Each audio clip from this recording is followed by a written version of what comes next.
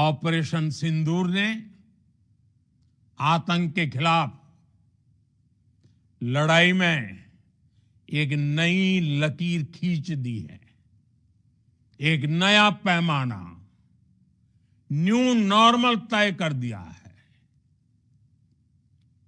पहला, भारत पर आतंकी हमला हुआ तो मुंह तोड़ जवाब दिया जाएगा।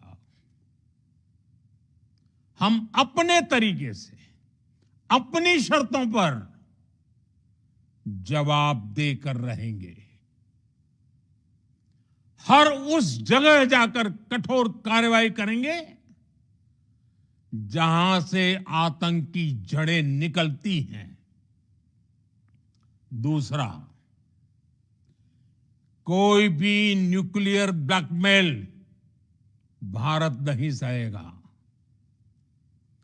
न्यूक्लियर ब्लैकमेल की आड़ में पनप रहे आतंकी ठिकानों पर भारत सटीक और निर्णायक प्रहार करेगा। तीसरा, हम आतंक की सरपरस्त सरकार और आतंक के आकाओं को अलग अलग नहीं देखेंगे।